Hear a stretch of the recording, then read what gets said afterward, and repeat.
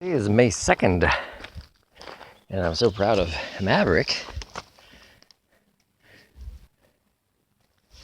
for going on a motorcycle with me, because I put the carrying case on the ground, not too close. I put it like halfway, and I encouraged Maverick to come, and I pointed to the bag. Didn't want to go back in the bag, but when I petted him, then he walked in the bag. Then I slowly lifted it up, because the blanket was more at the bottom where you need to be for having it as a backpack. I zipped it up. He wasn't trying to get out.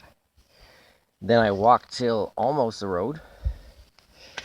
Then I walked back to the bike. I sat on the bike, still no panic, making the tones that, it's okay, and so proud of him. And I started it. Oh man, it started kicking right there right away in the bag. Turned it off. I said it was okay. You want to try going on the bike? And then started it again, a little bit less kicking, but I stopped it and I said, it's okay. Because I don't want him to tear through the screen, which he can. He could, if he really wanted to, take him 10 minutes to open up that screen. That is super robust on that carrying case, but the claws on this strong animal, eh? And so the third time I started it, I went right away, but not fast. And I was trying not to rev the engine too much, because even sounds of vehicles far away or planes or helicopters is something that he goes to hide a little bit, which I'm happy about that. But, my bike has a particular sound as a one-cylinder.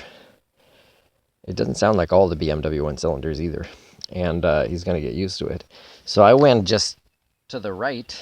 Never been down to the right before. And it's quickly not a driveway, but just a little opening, a very soft sand. So I was careful.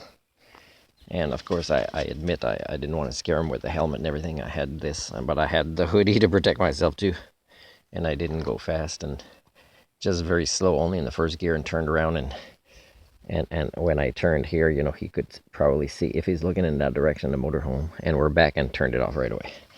Then I got off, I put the case on the ground. He wasn't going nuts. I flipped it over to the side here. I unzipped it when he didn't notice. He was kind of turning around in there, and then I kind of did my hand thing, and finally he came out. But now for the first time, I gave him his food outside. I rarely want to do this, because I kind of don't want him to eat too much, and then he doesn't feel as much of an urge to come back inside. I am going to take the bike out to Badminton tonight, but I put this can here.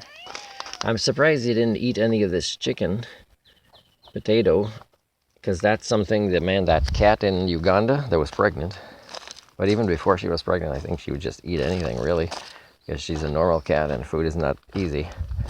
But I think he is trying to avoid food, because I think he shows the discipline of really wanting to try to catch something and eat it. Which, of course, I don't know if he'll be the kind of cat, which is likely that he would be, because a lot are like that. That he'd catch something and bring it to me and might not even eat it the same day, like a mouse or a bird. For some reason, I'd feel less bad for a mouse than a bird, although I'm in the land mammal psychology series, right?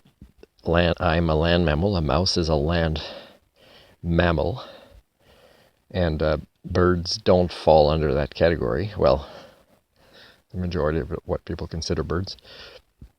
And again, when we speak about species, whether something is a species or not, or a different species than another one, or in this category or that category, you must realize these are not laws of nature. These are categories that one species, people primates, the Homo communia, have come up with. So, it's debatable on how to define them. Whether there's fur, whether they're out mostly during the day, whether it's eggs, whether, their blood is cold or warm, what kind of internal or external skeleton, or, what habitat they mostly reside in, all the various things that have created these categories, whether they're microscopic or big sometimes. And so, that's something that it's all life, and it's all interconnected. So we don't see a tree sometimes as living, because, can you imagine people that work in the industry have chopped them down? If they could just connect with it in a way that they could really acknowledge its existence as a life form. I don't see our species being that evolved, like our species can easily shoot itself, or our clubs, baby seals, like we're not as sentient as we think we are compared to just dozens of other species that wouldn't do such things unless survival was required. And I know you guys want to define survival because you have a family to feed and you think it's the only job there. And all that shows is that you are not problem solvers as a species. You're not culture repairers. You're not adaptive.